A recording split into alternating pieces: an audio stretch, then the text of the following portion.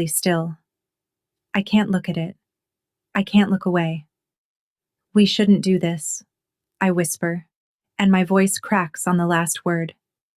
He doesn't move, doesn't blink.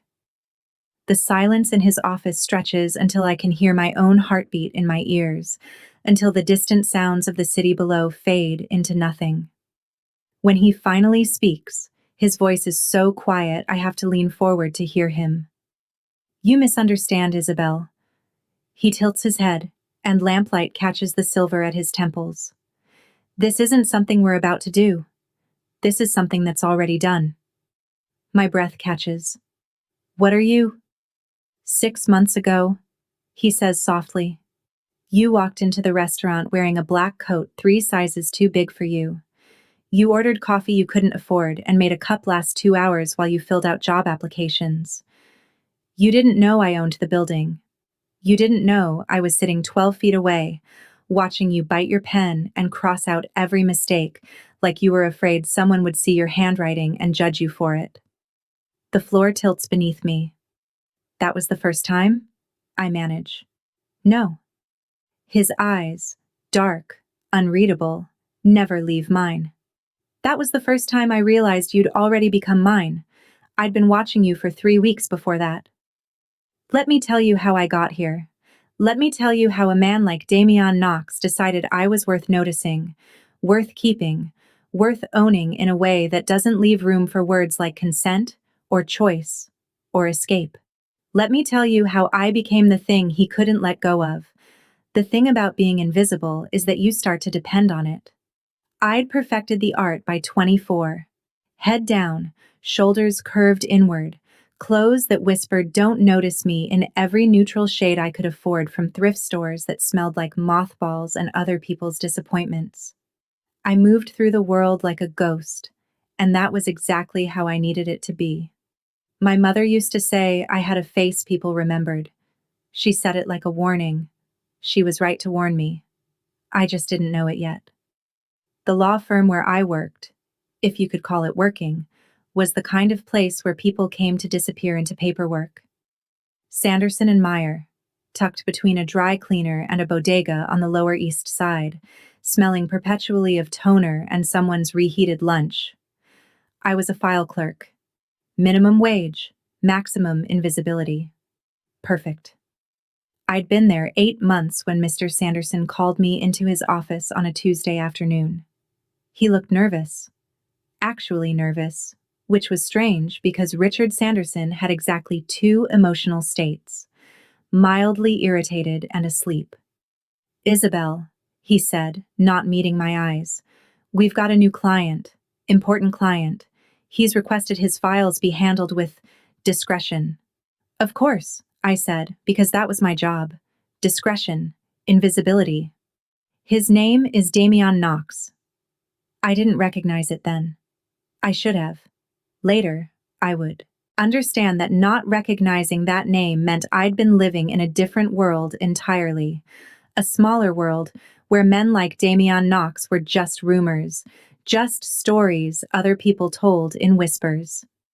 He's requested someone personally deliver updated contracts to his office tomorrow at noon. I'm sending you. My stomach dropped. Me? Why not? He asked for you specifically. Sanderson's hands trembled as he straightened papers that were already straight. By name. The floor felt unsteady.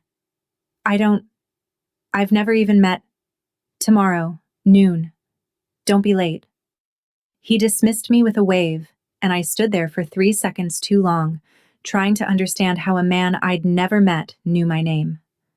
I didn't sleep that night. The Knox building stood in Midtown like a blade, all dark glass and sharp angles, the kind of architecture that made you feel small before you even walked through the door. I stood on the sidewalk across the street for 10 minutes, watching people flow in and out, every single one of them looking like they belonged to a world I'd never be part of. The file folder in my hands felt like it weighed 50 pounds. Just deliver the papers. Don't make eye contact. Don't say anything unnecessary. Get out. The lobby was marble and silence. My cheap shoes squeaked on the floor, and I wanted to die. The security guard, built like a wall, with eyes that saw everything, looked at me like he knew exactly who I was. Isabel Moretti? My name in his mouth made me flinch. Yes. Top floor. You're expected. The elevator was glass on 3 sides, and I watched the city shrink beneath me, watched myself become smaller and smaller until I was just a dark-haired girl in a borrowed blazer, clutching a folder like a shield. The doors opened onto a reception area that looked like it had been decorated by someone who thought furniture was a personal insult. Everything was sharp lines and cold surfaces, except for the woman behind the desk. 50-something, perfectly composed, with a smile that didn't reach her eyes. Miss Moretti, Mr. Knox is finishing a call. Please, have a seat. I sat. My palms were sweating. From somewhere beyond the heavy wooden doors behind the reception desk, I could hear a voice. Low, measured, speaking what sounded like Italian. I couldn't make out words, but I could hear the tone, the kind of voice that didn't need to be loud to make people listen. The call ended. Silence settled like snow. You can go in now, the receptionist said. Just hand him the folder. Don't make eye contact. Get out. I stood, walked to the door, knocked. Come in, Isabel. He knew I was there. He'd been waiting. The door felt heavy, or maybe that was just my hand shaking as I pushed it open. The office was enormous. Floor-to-ceiling windows overlooking Manhattan, furniture that probably cost more than I'd earn in 5 years, and behind a desk that looked hand-carved from a single piece of dark wood, a man who made the room feel small, Damian Knox. He was watching me. Had been watching me, I realized, from the moment the door opened. Dark suit, perfectly tailored, dark hair, touched with silver. Dark eyes that didn't blink, didn't waver, didn't give me anywhere to hide. He was beautiful in the way sharp things are beautiful. Beautiful like broken glass, like storms on the ocean, like things that could hurt you without even trying. Mr. Knox, I managed, and my voice sounded like it belonged to someone braver than me. I have the updated contracts from Sanderson and Meyer. I stepped forward, arm extended, the folder between us like a peace offering. He didn't reach for it. Set it on the desk, he said quietly. I did. Stepped back, started to turn. Stay. One word. Soft as a prayer, absolute as a command. I froze. Look at me, Isabel. Don't do it. This is how you stay invisible. This is how you stay safe. I looked at him. His eyes were darker than I'd thought. Darker and deeper. And looking into them felt like stepping off a ledge, like that moment when you realize you're falling and there's nothing left to grab onto. Do you know who I am? He asked. You're Mr. Knox. You're a client. And what else? My mouth went dry. I don't. What do people say about me, Isabel? What have you heard? Nothing. I've heard nothing because I don't listen to gossip. Don't pay attention. I've heard. I swallowed. I've heard you're someone important. Someone powerful. Someone dangerous, he corrected gently. That's what they say, isn't it? I didn't answer. He stood. Moved around the desk with the kind of fluid grace that made me think of predators, of things that knew exactly how to close distance without making a sound.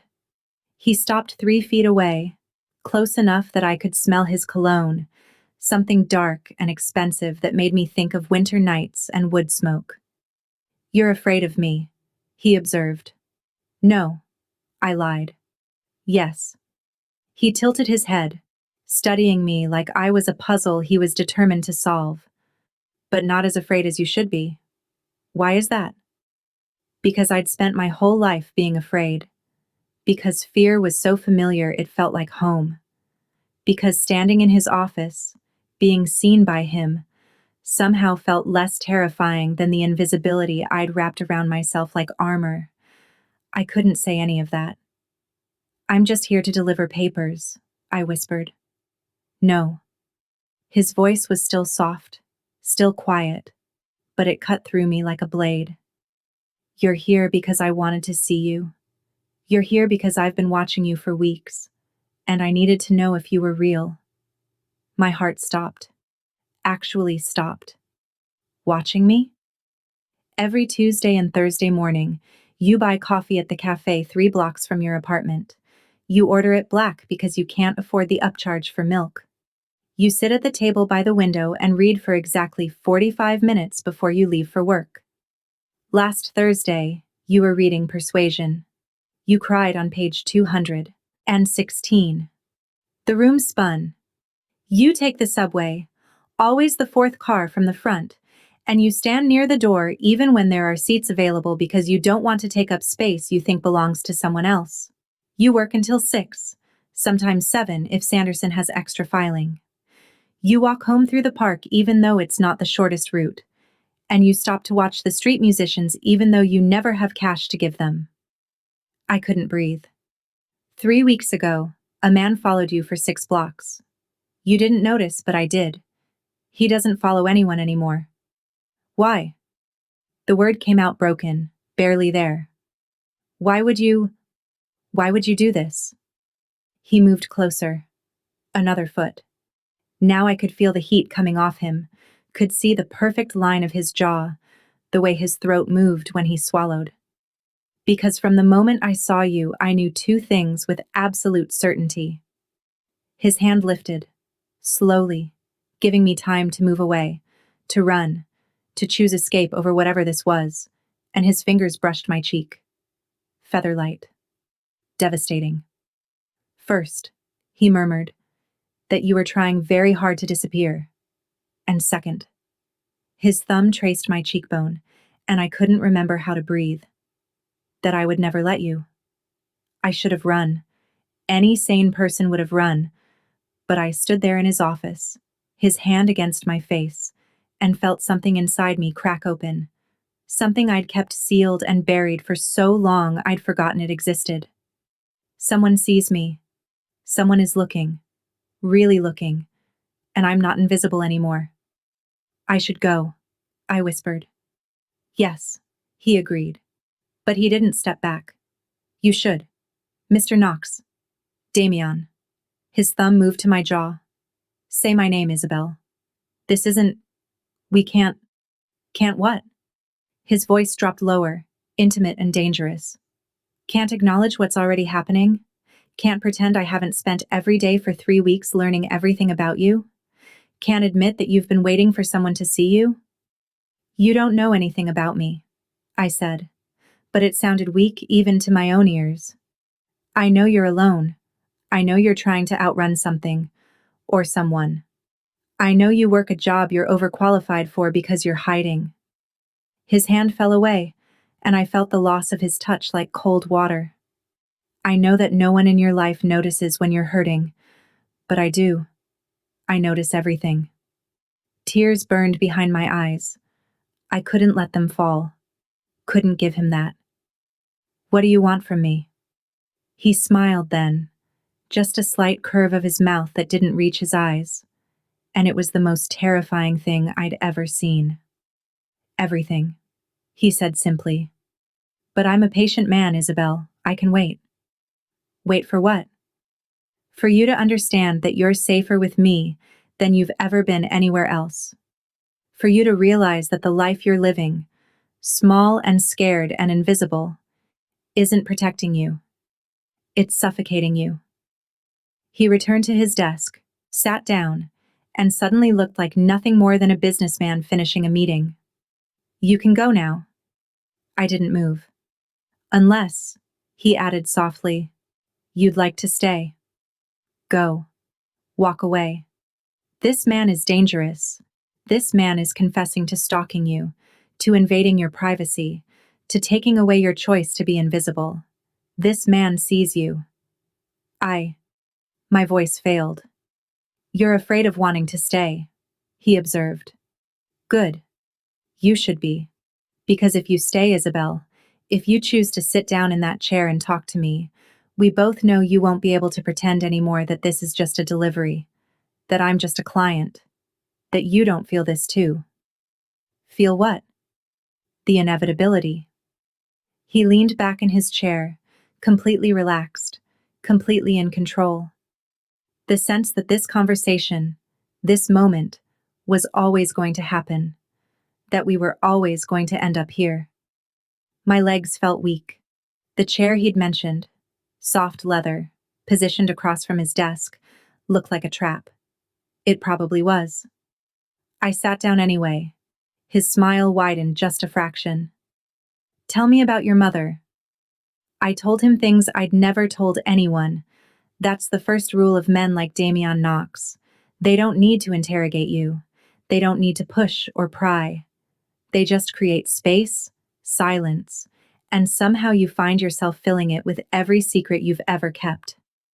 I told him about my mother's addiction, about being 12 years old and learning to forge her signature on school permission slips, about being 14 and realizing that if I didn't figure out how to pay the rent, we'd be on the street, about being 17 when she died. Not dramatically, not suddenly, but slowly, in a hospital bed that smelled like antiseptic and regret, holding my hand and telling me I had to promise to be invisible. Don't let them see you, Bella, she'd whispered, and those were the last words she ever said to me. Don't let them know who you are. It's the only way to stay safe. I'd kept that promise for 7 years, and now I was sitting in a Mafia boss's office, breaking it into pieces.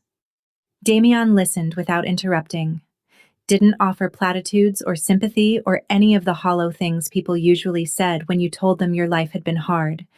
He just listened, his dark eyes never leaving my face, his expression unreadable. When I finally stopped talking, the office had grown dark. City lights glittered through the windows, and I realized hours had passed. Hours. Your mother was wrong, Damian said quietly. Excuse me? She told you invisibility would keep you safe, but she was wrong. He stood, walked to the windows, stood with his back to me. Invisibility doesn't protect you, Isabel. It just makes you easier prey for people who notice what others overlook. And what are you? I asked. If not someone who noticed what others overlooked?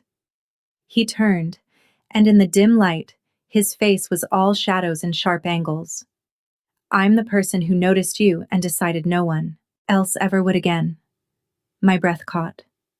That man who followed you, he continued, voice still soft, still measured. He saw you because you looked vulnerable, alone, easy. He saw prey. Damian moved closer, each step deliberate. I saw someone worth protecting, worth keeping, worth ensuring that no one, not him, not anyone, ever made you feel unsafe again. You don't protect people, Mr. Knox. You control them. Yes. No denial. No justification. Just simple truth.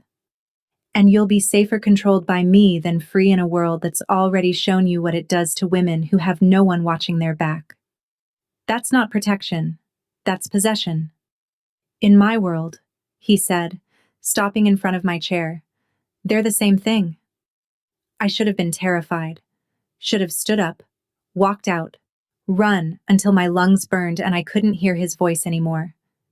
Instead, I looked up at him and asked, "What do you want me to do?" His eyes darkened with something that looked almost like triumph, almost like relief. Come to dinner with me tomorrow night. That's it? That's it. For now. And if I say no? He crouched down, bringing himself to my eye level, and suddenly we were close enough that I could see gold flecks in his dark eyes, could see the precise line where he'd shaved that morning, could feel the heat of him. You won't say no, he murmured. Because you're curious. Because you've been alone for so long that the idea of someone seeing you, really seeing you, feels like water in a desert.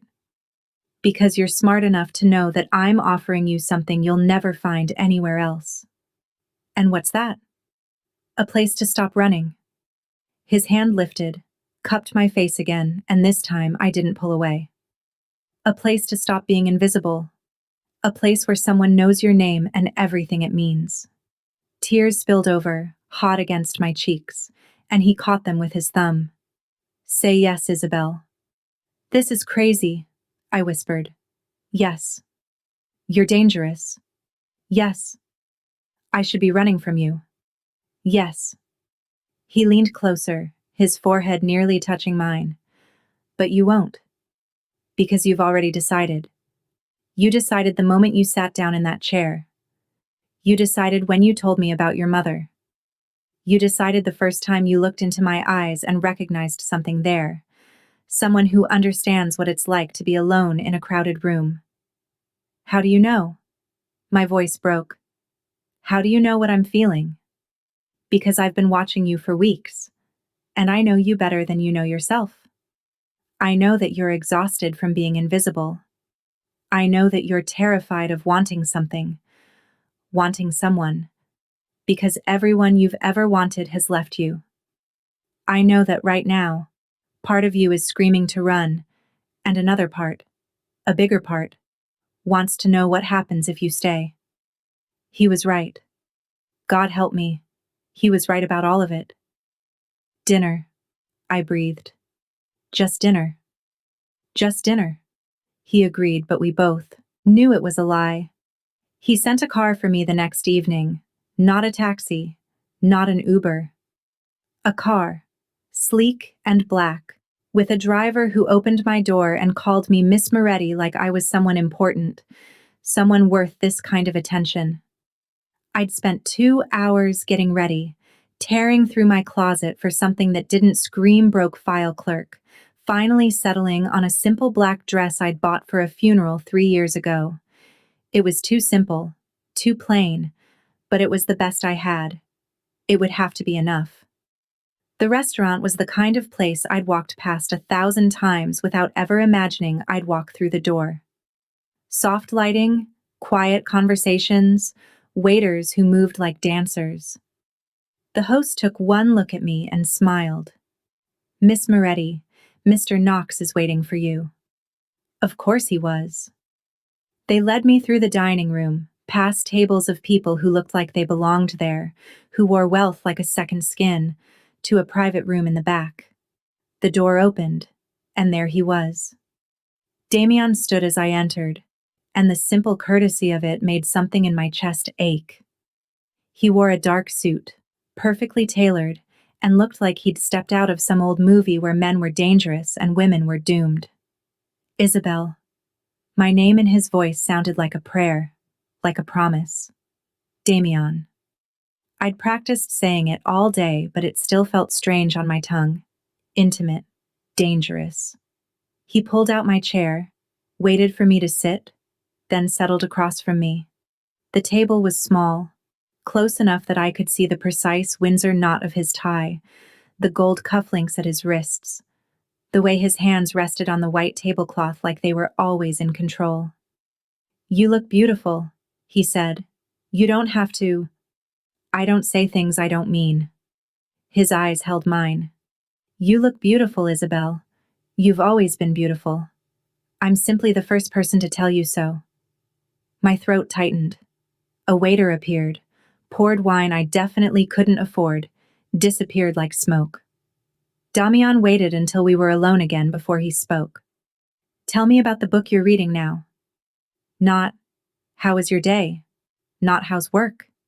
He wanted to know what I was reading because he knew I read, because he'd been watching me do it for weeks. Villette, I said.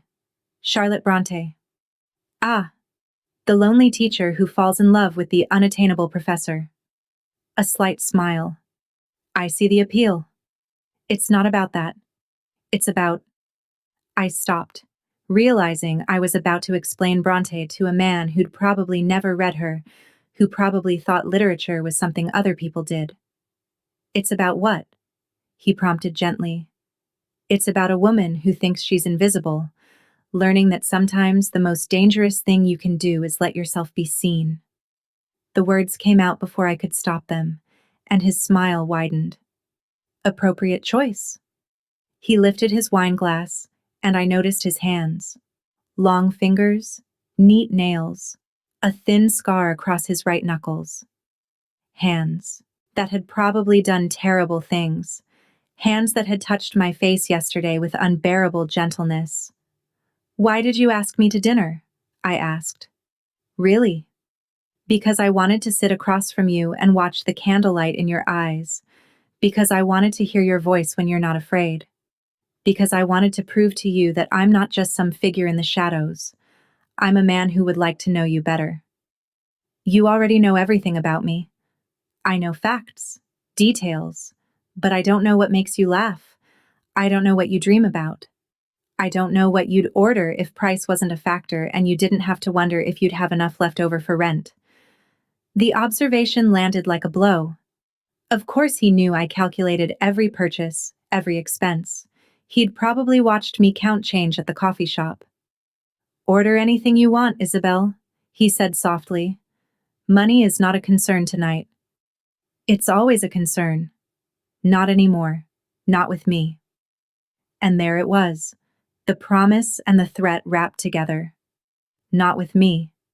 As if I'd already agreed to something, already crossed a line I could never uncross. The waiter returned. I ordered the cheapest entree out of habit.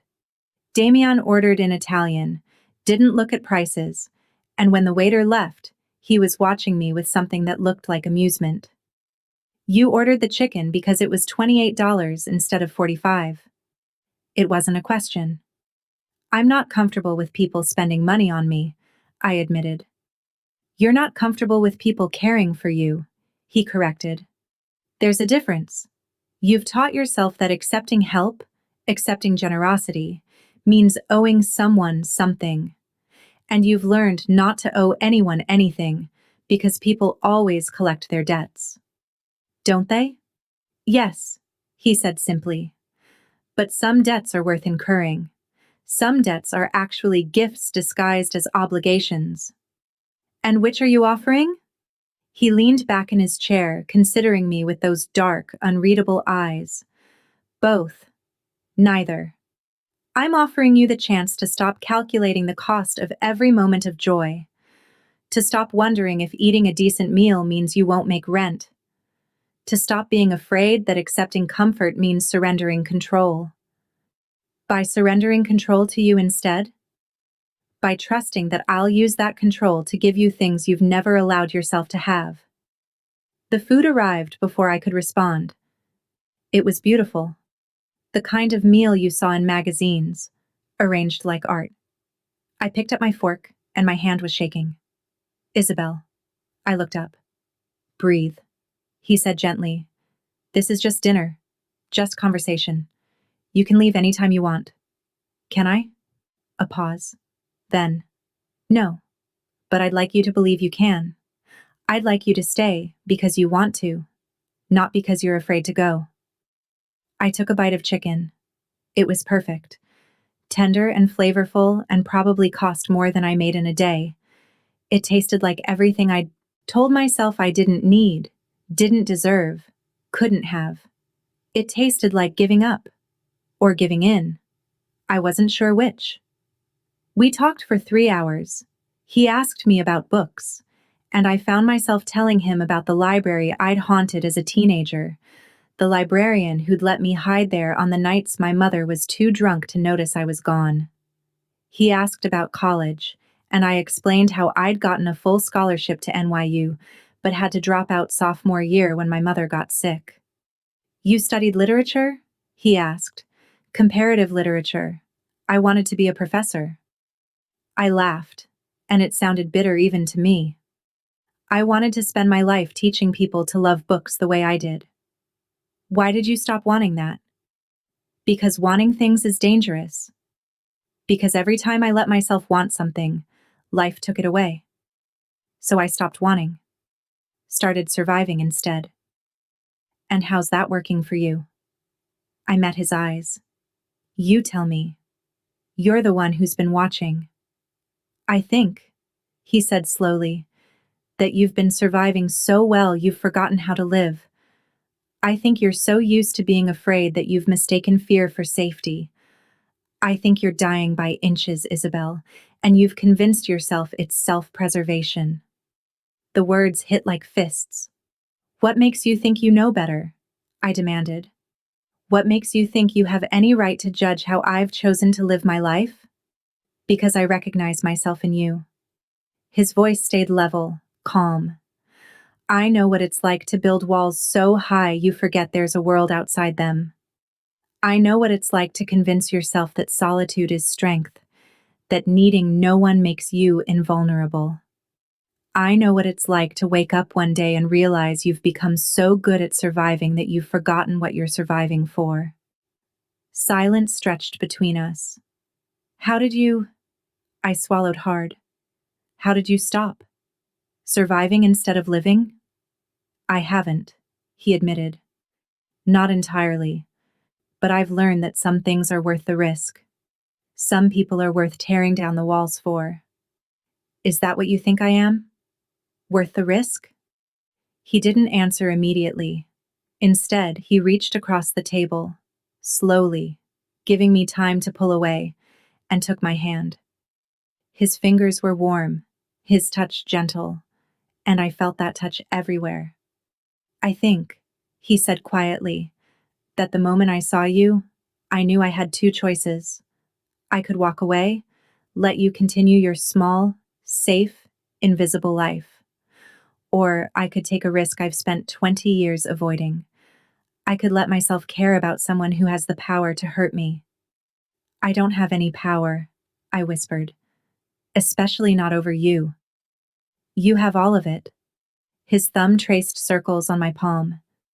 You have the power to walk away right now, and I would let you. You have the power to tell me you want nothing to do with me, and I would honor that. You have the power to break something in me I didn't even know could still break. I don't believe you. I know, but you will. He released my hand, and I felt the loss like cold. Let me take you home. I can take the subway. Isabel. My name again, soft and absolute. Let me take you home. Let me make sure you're safe. Let me do this one small thing without you arguing about independence or obligation or cost. I wanted to fight, wanted to insist I could take care of myself, but I was so tired of taking care of myself. Okay, I whispered. The car ride was silent. I sat in the back seat, Damian beside me but not touching, and watched the city slide past the tinted windows. My neighborhood looked different from inside this car. Smaller, dirtier, more dangerous. I'd never noticed before how many people loitered on corners, how many dark alleys cut between buildings, how many places someone could hide. The car stopped outside my building, and I reached for the door handle. Wait, Damian said. The driver appeared, opened my door, offered his hand to help me out. I took it because refusing felt more complicated than accepting, and then Damian was there, his hand on the small of my back, guiding me toward the entrance. You don't have to walk me up, I said. I know. He did anyway. My building was 5 floors, no elevator, and I'd lived on the top floor for 3 years because the rent was cheapest there. Without seeming even slightly winded, and I was acutely aware of what he must be seeing. Peeling paint, flickering lights, the smell of cooking and mildew, and too many people living too close together. My apartment was at the end of the hall. I stopped outside the door, key in hand, and turned to face him. Thank you, I said formally. For dinner. It was... Isabel. Very nice. And I appreciate... Isabel. I stopped. He stepped closer, and suddenly the narrow hallway felt even smaller. His hand lifted to my face again, that gesture I was already beginning to recognize, already beginning to crave, and he looked at me like he was memorizing every detail. I'm going to kiss you goodnight, he said softly, unless you tell me not to. My heart hammered. You're asking permission? Always. In this? Always. His thumb brushed my lower lip. Say yes, Isabel. Or say no. But say something, because I need to hear your voice tell me what you want. What I want. When was the last time someone had asked me that? When was the last time I'd even let myself consider the question? Yes, I breathed. He leaned in slowly, so slowly I could have changed my mind, could have pulled away, could have chosen safety over this moment. But I didn't move, didn't breathe. Just waited as he closed the distance between us until his lips touched mine. Soft, gentle. Nothing like I'd expected from a man like him. His hand cradled my face like I was something precious, something breakable, and he kissed me like he had all the time in the world. Like this wasn't the beginning of something, but the continuation of something that had already started weeks ago when he first saw me in that coffee shop. When he pulled back, I was shaking. Go inside, he murmured. Lock the door, get some sleep. I couldn't speak. Tomorrow night, dinner again. My driver will pick you up at 7. Damien, say yes. This is moving too fast. I can't think when you're... Say yes, Isabel. Or say no. But say it now, while you're still clear-headed enough to mean it. I should say no. Should tell him I needed space, time, distance to figure out what I was feeling, what I was risking. Yes, I whispered instead. His smile was small, but genuine. Good girl. He waited until I unlocked my door, until I was safely inside, until I'd turned the deadbolt. And then I heard his footsteps retreating down the hall, heard the stairs creak under his weight, heard the building door close behind him. Only then did I let myself slide down to the floor, press my hands to my face, and try to remember how to breathe. He sent flowers the next morning. Not roses, not the expensive, cliché, obvious choice. Instead, white peonies and blue delphiniums, the exact flowers my mother used to love. The flowers she'd grown in the tiny window box of our old apartment before the addiction took everything beautiful and made it ugly. There was no card. There didn't need to be. He was showing me he knew. Showing me he'd looked deep enough to find even the details I'd never spoken aloud. Showing me that invisibility was no longer an option. I called in sick to work. I couldn't face Mr. Sanderson's knowing looks. Couldn't pretend I was still the same invisible file clerk who'd walked into that office 2 days ago. Something had shifted. Something had broken open. I spent the day reading Villette and thinking about Damien's hands and trying to convince myself I could still walk away. By the time 7 o'clock arrived, I'd changed clothes 4 times. The car was waiting exactly on time. Dinner became a pattern. Every night for 2 weeks, Damien sent his car. Every night we sat across from each other in that same private room and talked about everything and nothing. Books, music, politics, philosophy. He had opinions, strong ones, but he never dismissed mine, even when we disagreed, especially when we disagreed. You're wrong, he'd say with that slight smile, but I like the way you think. He asked about my day, and I found myself telling him. The boring minutiae of filing, the office politics, the customer who'd yelled at Mr. Sanderson about legal fees, things I'd never bothered telling anyone because no one had ever bothered to ask.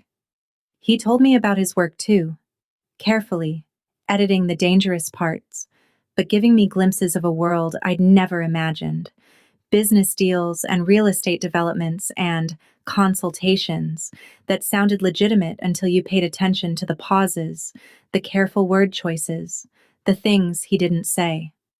You're afraid of me, he observed one night, our second week together. Yes, I admitted. No point lying. But less afraid than you were. Maybe I'm just getting used to being afraid. Or maybe you're realizing that I'm not going to hurt you. He set down his wine glass. I've had 2 weeks to show you who I am, Isabel. 2 weeks of conversation, of time together. Have I done anything to make you feel unsafe? I considered. No, but that doesn't mean you won't. You're right. It doesn't. I could hurt you very easily. I could ruin your life with a phone call. I could make you disappear so thoroughly that no one would ever find you. He said it calmly, matter-of-factly, like he was discussing the weather. But I won't. Do you know why? Because you're a good person? I said it sarcastically. No. Because you're mine, and I protect what's mine. There it was again. That claim. That absolute certainty. I'm not yours, I said, but it sounded weak. Aren't you? He leaned forward, elbows on the table. You've had dinner with me every night for 14 days. You wait for my car. You wear the dresses I send you. You said they were gifts. No obligations. They are gifts. But you wear them anyway, which means you want to please me. You want me to look at you and see something beautiful. That's not. You check your phone at 6:55 every evening, even though you know my driver is never late. You're waiting for the confirmation text. Waiting to make sure I haven't changed my mind. Haven't decided you're not worth this effort after all. He was right. God, he was right. You've started sleeping better, he continued quietly. There are no more shadows under your eyes. You've gained a few pounds. Not many, but enough that your dresses fit better. You smile more. You're reading faster because you're not using books to escape anymore. You're reading because you enjoy it. How do you know all of this? Because I pay attention. Because every change in you matters to me. Because you're the most interesting thing in my life, Isabel, and I notice everything. I pushed back from the table, stood up. My hands were shaking. This is too much. You're too much. I can't. I need space to think. Take all the space you need. He didn't move, didn't try to stop me. But you should know something before you go. What? I've been patient. I've given you 2 weeks to get comfortable, to see that I mean what I say. But my patience has limits. His eyes were dark, intense. Tomorrow night, I'm going to ask you a question. And the answer you give me will determine everything that happens next. What question? Come to dinner tomorrow and find out.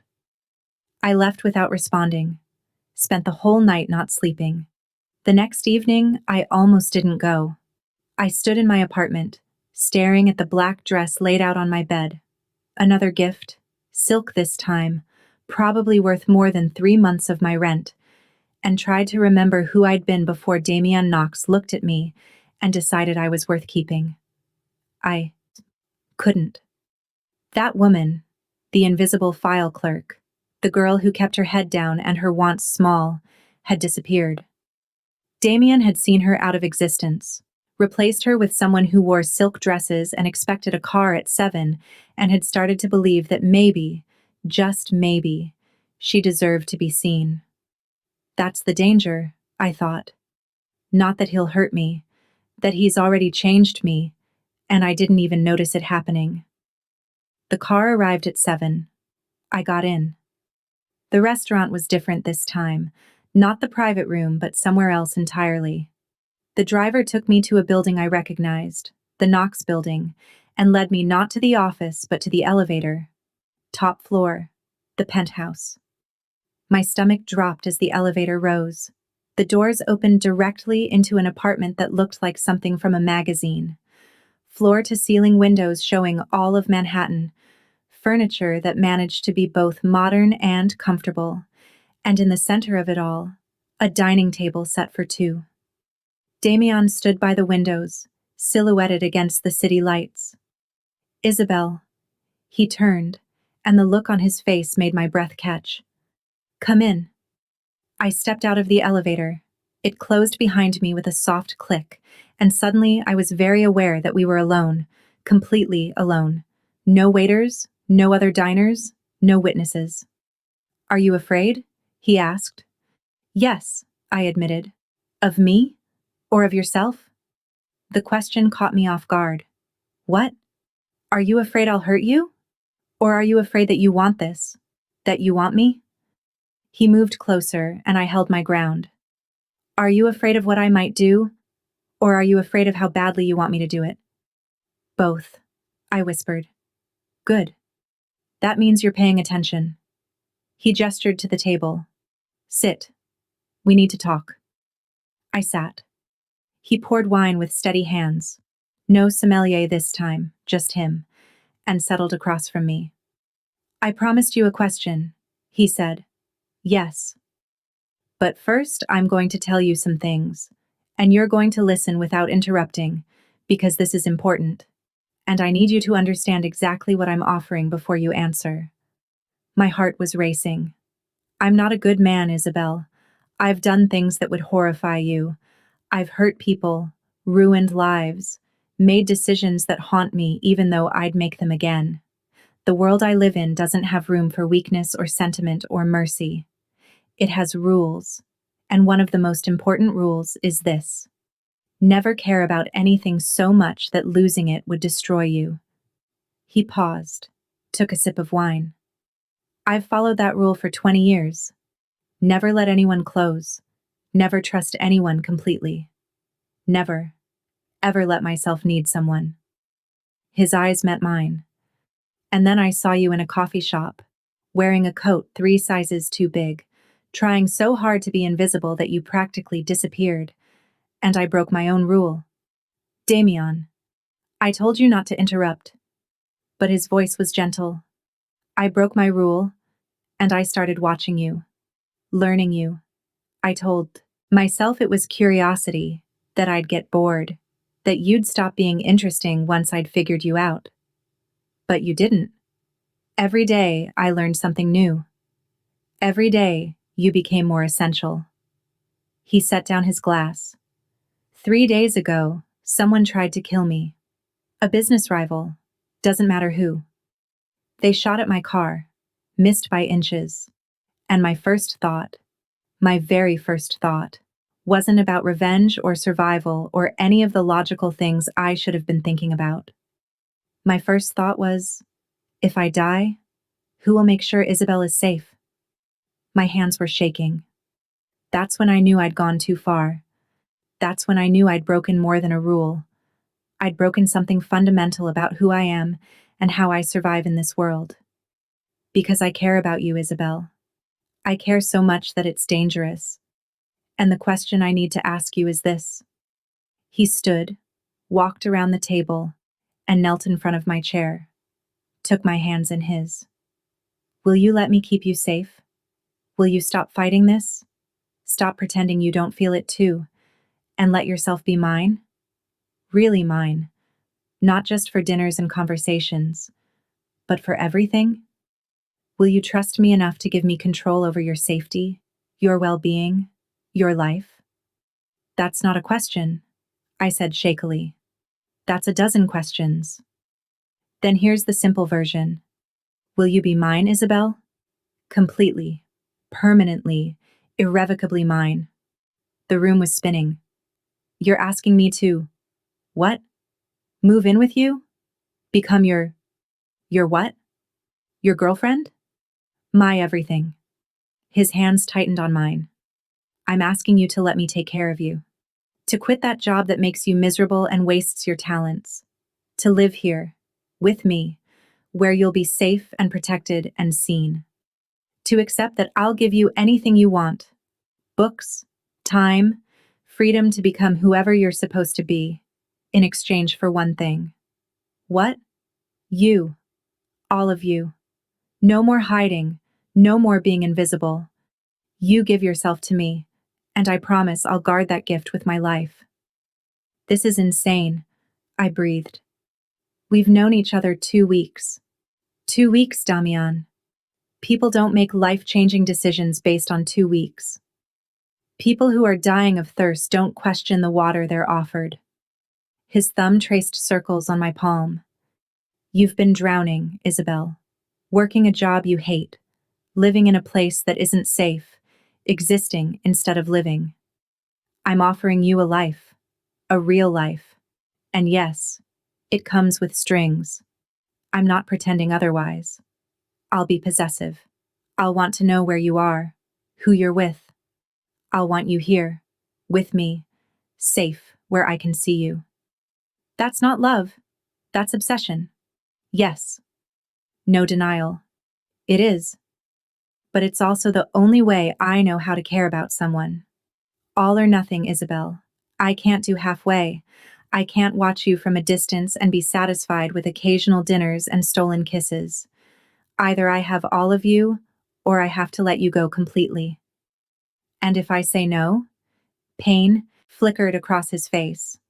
Then I'll make sure you're protected anyway. I'll arrange for you to have a better job, a safer apartment. I'll watch you from a distance and make sure no one hurts you. But I won't contact you again. I won't put you in the position of having to refuse me twice. Tears spilled down my cheeks. This isn't fair, I whispered. You can't make yourself essential to me in 2 weeks, and then demand I choose between having everything and having nothing. I know. I'm sorry. And he did sound sorry, devastated even. But I can't do this any other way. I can't pretend to be a normal man offering a normal relationship. I'm giving you all of me, the darkness and the danger and the obsession, and I need to know if you can accept that. I looked at him, really looked, at the man kneeling in front of me, powerful and dangerous and completely sincere, at the hands holding mine like I was something precious, at the eyes that had seen me when no one else had, that had noticed when I was hurting, that had watched me for weeks, with a kind of attention I'd never experienced before. We shouldn't do this, I said, and my voice cracked on the last word. His expression went very still. Is that your answer? I'm not finished. I took a shaky breath. We shouldn't do this. It's too fast, too intense, too dangerous. You're asking me to give up my independence, my autonomy, my carefully constructed walls. You're asking me to trust you with everything when I barely know you. By every reasonable measure, I should say no. But I haven't felt invisible in 2 weeks. I haven't felt afraid walking home. I haven't felt alone. More tears. You see me, Damian. Really see me. And I've spent so long being invisible that the idea of going back to that, of going back to a life where no one notices, no one cares, no one pays attention, feels worse than any risk you represent. Isabel. So yes. I gripped his hands harder. Yes. I'll be yours. Yes. I'll let you keep me safe. Yes. I'll stop fighting this thing between us. But you have to understand, I'm terrified. I'm terrified that you'll get bored, that you'll realize I'm not worth this effort, that one day you'll look at me and see just another obligation instead of whatever it is you see now. He rose to his feet, pulling me up with him, and then his hands were on my face and he was kissing me. Not gently this time, desperately, like I was air and he'd been drowning. When he finally pulled back, we were both breathing hard. I see you, he murmured against my lips. I see someone brilliant and brave and so used to pain that pleasure scares her. I see someone who's been invisible so long she's forgotten how to be seen. I see someone worth keeping, worth protecting, worth obsessing over. Another kiss, softer. I see my future, Isabel, and I will never, ever get bored. I moved in 3 days later, not because I wanted to rush, because Damian called me at 2 in the morning and said, "Pack a bag. My driver is outside." What? Why? Because someone broke into your building tonight. They didn't make it to your floor. My security stopped them. But they were coming for you. My blood went cold. Coming for me? Why would anyone? Because people know you matter to me. Because in my world, caring about someone makes them a target. Because I should have moved you the night you said yes, and I'm rectifying that mistake now. I packed in 10 minutes, left my apartment without looking back. The penthouse was dark when I arrived, except for a single lamp in the living room. Damien was waiting, still dressed despite the hour, and the moment I stepped out of the elevator, he pulled me into his arms. "You're safe," he murmured into my hair. "You're here. You're safe." "Who was it?" I asked against his chest. "Who broke in?" "No one you need to worry about. They won't be a problem again." The certainty in his voice should have scared me. Instead, it made me feel protected, cherished, like I mattered enough to defend. "Come on," he said, taking my bag. "Let me show you your room." "My room? Did you think I was going to demand you share my bed immediately?" A slight smile. "I told you, Isabel, I want all of you. That includes your trust, your comfort, your willingness. I'm not going to rush you into anything you're not ready for." He led me down a hallway to a bedroom that was bigger than my entire old apartment. King-size bed, walk-in closet, windows overlooking the city. "This is yours," he said. "Your space. I won't come in without permission." "Thank you," I whispered. He set my bag on a chair, then turned to face me. "Get some sleep. Tomorrow, we'll deal with the practicalities. Moving your things, quitting your job, setting you up with a new phone and security protocols. But tonight, just rest. You're safe here. I promise." He started to leave. "Damien?" He turned. "Will you stay? Just until I fall asleep?" His expression softened. "Of course." He sat in the chair by the window, and I climbed into the unfamiliar bed. The sheets were soft, expensive, and smelled like lavender. I pulled the blankets up and looked at him, at this dangerous man who'd upended my life, who was watching me with an expression I couldn't quite read. "What are you thinking?" I asked. "That you look right here, like you belong." A pause. "Like you were always meant to end up in my home, in my life. Like this was inevitable from the moment I first saw you." "Do you believe in fate?" "I believe in inevitability. I believe that some things are written so deeply that fighting them is pointless." He leaned back in the chair. "Sleep, Isabel. I'll be here." I closed my eyes. For the first time in 7 years, I felt safe enough to sleep without fear. The first week was an adjustment. Damien insisted I quit my job immediately. He called Sanderson himself. I listened on the extension, heard the cold authority in his voice as he explained that I would not be returning, that my final paycheck should be mailed to his office, that there would be no questions or complications. Sanderson agreed to everything. "You scared him," I said when Damien hung up. "Good. He should be scared.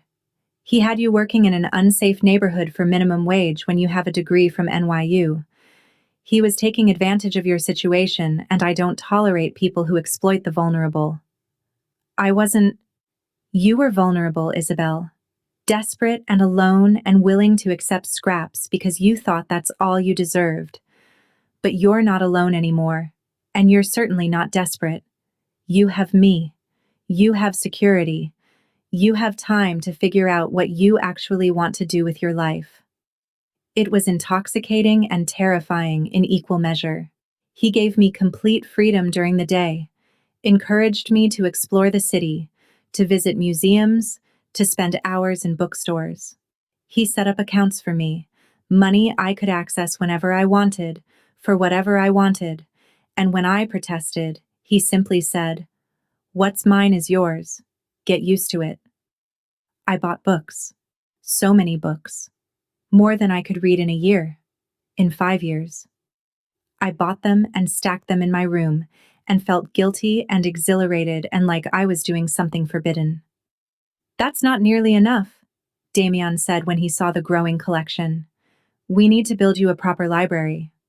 "I don't need—" "I didn't ask what you needed. I'm telling you what I'm going to give you." He pulled me into his arms, kissed my forehead. "Stop fighting me on this, sweetheart. Let me spoil you. Let me give you the things you've denied yourself for years." Sweetheart. He'd started calling me that, and every time I heard it, something in my chest went warm. but we hadn't slept together, hadn't done more than kiss. He was waiting for something. I just didn't know what. 2 weeks after I moved in, Damien had to travel for business. 3 days. He told me over breakfast. Miami. Some meetings I can't avoid. Okay, I said, trying not to show how much the idea of 3 days without him bothered me. He saw it anyway. Of course he did. You could come with me, he offered. I thought you said it was business. It is. But the meetings are only during the day. The evenings would be ours. He reached across the table, took my hand. I don't like the idea of leaving you. Even for 3 days. I'll be fine. You have security here. I'm safe. Safe. Yes. But alone. His thumb traced circles on my palm. I don't want you to be alone, Isabel. I've been alone most of my life. I know how to handle it. That's exactly why I don't want you to have to handle it anymore. He pulled me out of my chair, into his lap. Come with me. We'll walk on the beach. Have dinner at this restaurant I know. I'll show you a different side of my world. I wanted to say yes. Wanted it so badly. What if I'm in the way? What if your business associates don't want some random woman hanging around? You're not some random woman. You're mine. And anyone who has a problem with that can find someone else to do business with. He tilted my face up, made me look at him. Come with me, sweetheart. Let me show you Miami. Let me prove that my world has room for you in it. Okay, I whispered. His smile was brilliant, devastating. Good girl. Miami was beautiful and strange and overwhelming. We stayed in a hotel that felt more like a palace. Marble, everything. Ocean views from every window. Staff who appeared the moment you needed anything and disappeared the moment you didn't.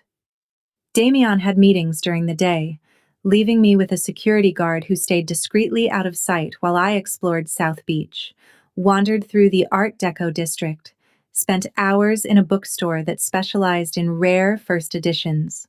But the evenings belonged to us. Dinner at restaurants where Damien knew the owners, where they brought out dishes not on the menu and wine from private reserves. Walks along the beach with my shoes in one hand and Damien's hand in the other. Conversations about everything. My childhood, his rise through the organization he ran, the things we wanted, the things we feared. Tell me about your family, I asked one night as we sat on the balcony of our suite. My family is dead. The flatness of his tone made me flinch. I'm sorry. I didn't mean to. Don't apologize. You asked a reasonable question. He was quiet for a moment. My father ran the organization before me. He was a hard man, but fair. He taught me everything. How to read people, how to make decisions, how to survive in a world that doesn't forgive weakness. My mother balanced him. She was soft where he was hard, kind where he was cruel. She loved books, actually. Used to read to me every night before bed. What happened to them? A rival family decided to send a message. Car bomb. I was 19. He said it without emotion, but I could see the tension in his jaw, the way his hands gripped the balcony railing. I took over the organization the next day, hunted down everyone involved, made sure they understood what happens when you take something from me. I'm sorry, I said again. Don't be. It was a long time ago. He turned to face me. But it's why I am the way I am with you. Why I'm possessive. Why I need to know you're safe. Why the idea of losing you makes me capable of things that would horrify you. I've already lost everyone I cared about once. I won't survive losing you too. The honesty of it took my breath away. You won't lose me, I promised. You can't know that. Neither can you. But we're here anyway, aren't we? Taking the risk. Hoping it's worth it. He pulled me into his arms and we stood there on the balcony with the ocean breeze in our hair and the city lights below us, and I felt the last of my walls crumble. I'm falling in love with you, I whispered against his chest. His arms tightened. I know. I've been waiting for you to realize it. Are you, do you love you? He pulled back to look at me. I've loved you since the first time I saw you cry over a book.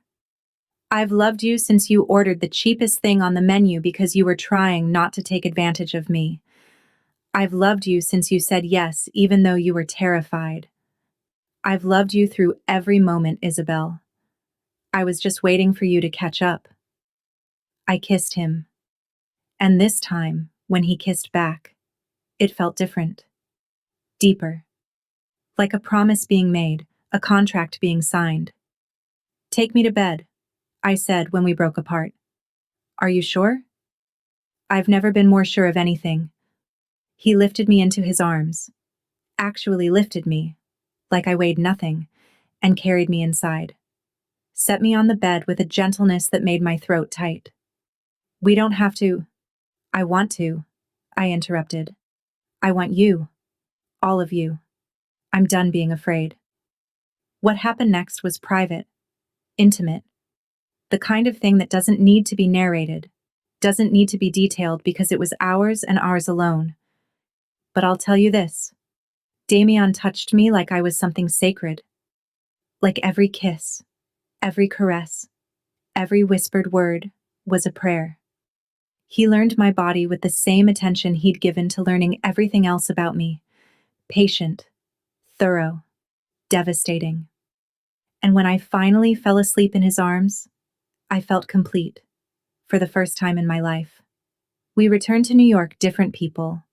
Or maybe we were the same people, just finally willing to admit what we'd become to each other.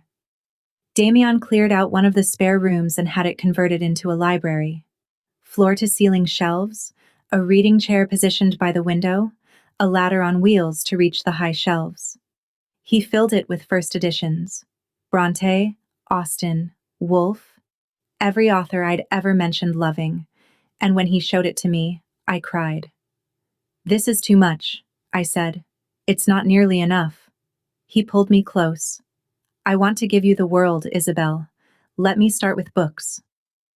I spent my days reading, writing in a journal Damien had given me, slowly rediscovering the woman I'd buried years ago. The woman who loved literature, who had opinions about things, who believed she deserved space to exist. And I spent my nights with Damien. We fell into a rhythm. He'd come home from work, sometimes late, sometimes smelling like cigars and danger, and I'd be waiting. We'd have dinner together, talk about our days, and then we'd retreat to his room. Our room now. He never told me details about his work, never brought the darkness home with him.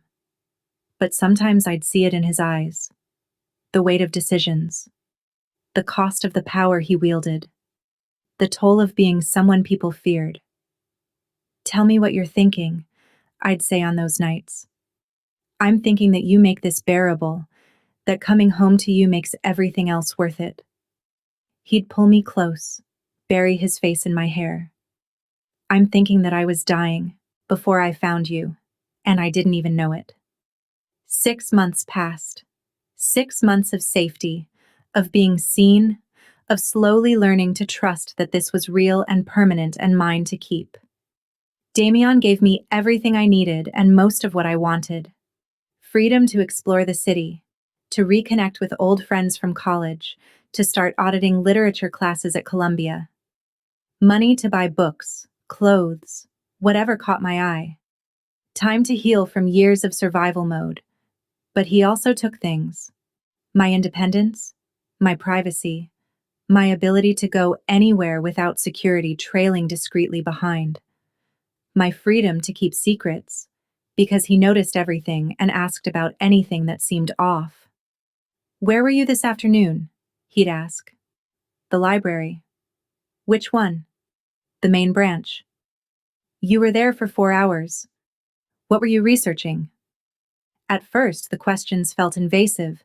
Then I realized they came from care, not control. He wanted to know because he wanted to know me, wanted to be part of my day even when we were apart. So I stopped fighting it, started sharing freely. Told him about the books I was reading, the lectures I was attending, the ideas I was having about maybe, possibly, someday, teaching again. You should do it, he said when I mentioned the teaching idea. You light up when you talk about literature. You should share that with students. I don't have the credentials anymore. I'd need to finish my degree, get a master's, probably a PhD. So do it. What's stopping you? Time. Money. The fact that I'm nearly 30 and starting over seems… Isabel. He cupped my face. You have all the time in the world. Money isn't a concern. And starting over isn't something to be ashamed of. It's something to be celebrated. You're not the woman you were 6 months ago. Why should you be stuck with the decisions that woman made? You really think I could do it? I know you could. And I'll support you every step of the way. I enrolled at Columbia a month later, but not everything was perfect. There were moments, usually late at night, usually when Damien thought I was asleep, when I'd hear him on the phone in his office. Conversations in Italian, in a tone I rarely heard from him. Cold. Absolute. Terrifying. There were days he came home with blood on his cuffs, and when I asked about it, he'd just kiss my forehead and say, "Nothing you need to worry about." There were nights he didn't come home at all, and I'd wake up alone, terrified, until his text arrived. Meeting running late. Don't wait up. I love you. I never asked for details. Some part of me didn't want to know. Didn't want to understand exactly what he did, what he was capable of, what price he paid to keep me safe and comfortable and free to pursue my dreams. But I knew. I knew he hurt people. I knew he made decisions that destroyed lives. I knew that the money paying for my tuition, my books, my life, came from places I'd rather not examine too closely, and I accepted it. Because the alternative, going back to being invisible, going back to survival mode, going back to a life where no one cared if I existed, was worse than any moral compromise. That's the truth they don't tell you about relationships like mine and Damien's. That sometimes safety feels more important than purity. That sometimes being seen is worth the cost of seeing. The night everything changed started like any other. Damien was late coming home. I was curled up in the library, reading Persuasion for the 100th time, when I heard the elevator doors open. His footsteps were heavy. Wrong. I set down my book, went to find him. He was in the living room, standing by the windows, still in his coat. His shoulders were tight, his hands clenched at his sides. Damien? He didn't turn. Go to bed, Isabel. What's wrong? Nothing you need to be concerned about. Go to bed. I walked closer, saw his reflection in the glass, saw the tension in his jaw, the darkness in his eyes. Talk to me, I said softly. I can't. His voice was rough. Not about this. Not with you. Why not? Because you look at me like I'm worth loving, and if I tell you what I did tonight, you'll stop. And I can't. I can't lose that. I can't lose you. My heart broke. I moved to stand in front of him, made him look at me. You're not going to lose me. You don't know what I'm capable of. I know enough. I know you've done terrible things. I know you'll do more terrible things. I know the world you live in doesn't have room for mercy or hesitation. I took his face in my hands. And I love you anyway. You shouldn't. Probably not. But I do. So whatever happened tonight, whatever you're carrying, you don't have to carry it alone. Let me help. You can't help with this. Then let me be here. Let me remind you that you're more than the worst things you've done, that you're the man who built me a library, who makes sure I eat breakfast, who learned what flowers my mother loved just so you could send them to me. That version of you exists too, Damien. Don't forget that. He pulled me into his arms so suddenly, so tightly, that I gasped. I don't deserve you. Maybe not, but you have me anyway. We stood there for a long time, and when he finally pulled back, his eyes were wet. I killed someone tonight, he said quietly. Someone who tried to hurt one of my people. I didn't think about it, didn't hesitate. I just ended him. And the worst part is, I don't feel guilty. I'd do it again. I'd do it 1,000 times if it meant keeping my people safe. Keeping you safe. I know. You should be horrified. I should be a lot of things. But mostly I'm just grateful that you came home, that you're here, that you trusted me enough to tell me. He kissed me then, desperately, like I was the only thing anchoring him to humanity. I love you, he murmured against my lips. God help me, I love you so much. I love you too, all of you, even the parts you think are unlovable. After that night, things shifted again. Damien stopped hiding things from me. Not the details. I still didn't want those. But the weight. When he had a hard day, he told me. When he was struggling with a decision, he asked my opinion. When he came home carrying the darkness, he let me see it. And I learned that loving someone like Damien meant accepting all of him. The gentle man who read beside me in the library. The dangerous man who protected what was his without hesitation. The broken man who'd lost his family and built walls so high he'd forgotten what it felt like to be vulnerable. I learned that being loved by someone like Damien meant giving up certain freedoms. That my safety would always be his priority, even when I didn't think I needed protecting. That my choices would be filtered through his need to keep me secure. That I would never again be truly independent, because he needed to know where I was, who I was with, that I was safe. Some people would call that controlling, unhealthy, a relationship built on imbalance and possession, and they wouldn't be wrong. But they also wouldn't understand that for someone who'd spent years being invisible, being seen, really, truly seen, felt like a kind of magic. That having someone care about my safety, my happiness, my dreams felt like a gift I'd never expected to receive. That sometimes the cage is also the sanctuary. A year after I moved in, Damien proposed. Not with a big production or a public display, just the two of us in the library, him on his knee with a ring that probably cost more than most people's houses, asking me in that quiet voice if I'd make this permanent. You already know my answer, I said. I want to hear you say it. Yes. Always yes. We married in a small ceremony. Just us, a judge, and Damien's most trusted associates as witnesses. I wore white. He wore black. We promised to love and cherish and protect. We didn't promise to obey, because I'd already given him that without needing to speak the words aloud. Now, 2 years after that first dinner, I'm sitting in our library writing this. Our story. The truth of how I became Isabel Knox. How I went from invisible to essential. How I learned that sometimes the most dangerous thing you can do is let yourself be seen. Damien is in his office, probably making decisions I don't want to know about.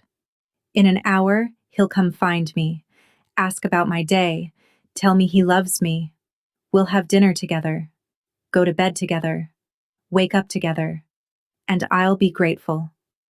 Grateful for the man who saw me when I was trying to disappear.